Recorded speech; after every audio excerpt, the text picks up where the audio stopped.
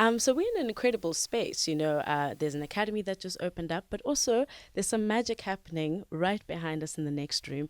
Please tell us about the collaboration with you and Black Coffee. Ooh, this collaboration is something that has been a long time in the wishing, to make happen. And eventually, we were both entities were in the same place at the same time. We said, let's just go for it. Let's do it. Otherwise, we'll never do it.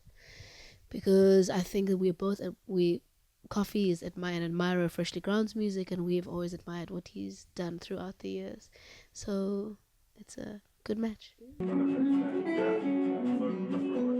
Um, for the longest time, I mean, I've had conversations with the Freshly Ground crew about doing a song um, for years, and just one random day I bumped into Kyla at the airport and we started speaking, like, so when are we doing this? And, this is the right time.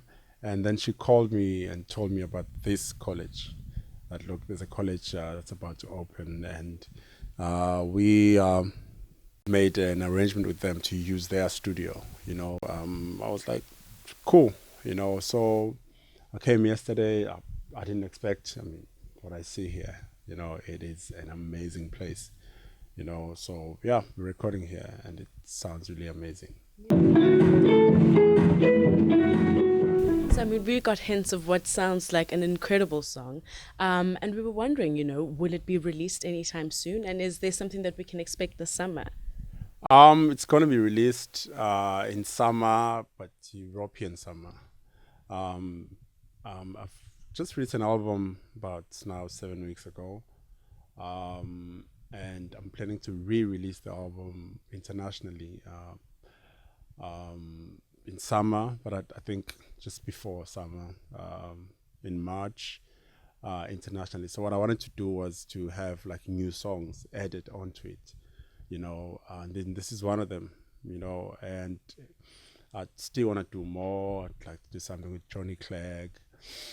We spoke with Zion from Liquid Deep for the longest time, and I think it's also time we do something special. And I want to have like new songs added onto the Pieces of Me album for the international release, and obviously they will have to be released here as well. So, I mean, you've got quite a few students who are watching you guys work and stuff. And how is that relationship for you as artists, to kind of show them the real work that goes behind making hits?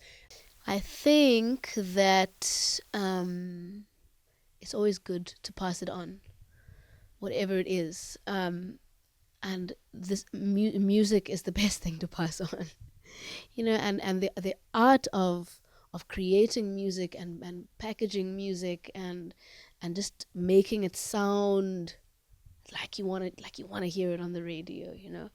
That's something that so many young people, and maybe not so young people, are yearning to learn.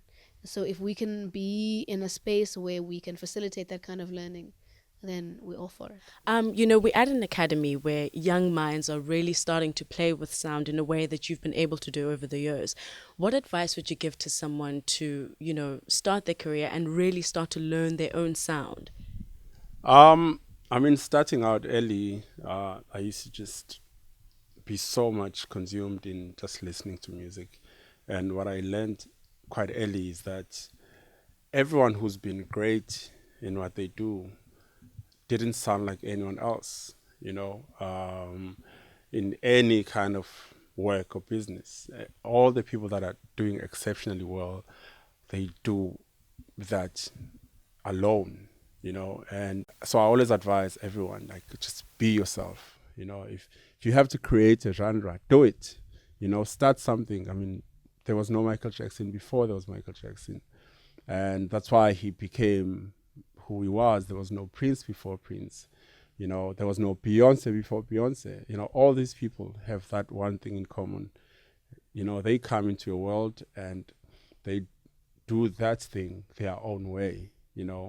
So whatever you have in your head that is inspiring you, like, stick to it, because the fact that it's there, it means you are like a unique person. And that's what I embraced early, that, okay, I don't think like most people musically, and let me just make that better, you know. So whatever you are feeling as an artist, just express that. Don't try and because someone else at the time is doing better than you and you want to be them, you know, just stick to your inspiration, you know, just trust your dopeness.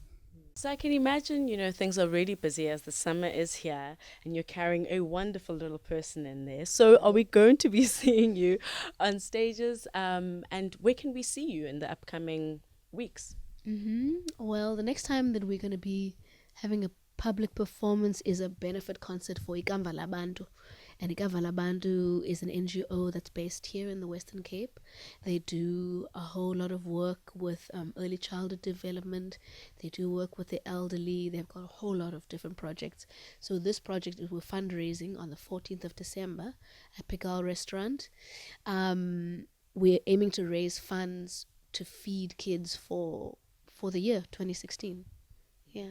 We post stuff up prior to the weekend. I'm going away tomorrow. Playing in Miami and in Toronto, but that's like my last international gig this year.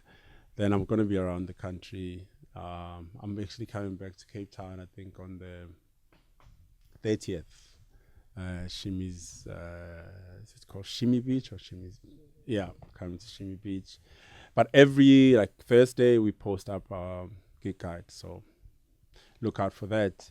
And we're trying to do something special for New Year's Eve. We're running this competition to download the single "We Dance Again," and we're gonna choose a winner, and the winner is gonna get to travel with me on a private jet on New Year's Eve, and I'm gonna do 2 gigs in one night.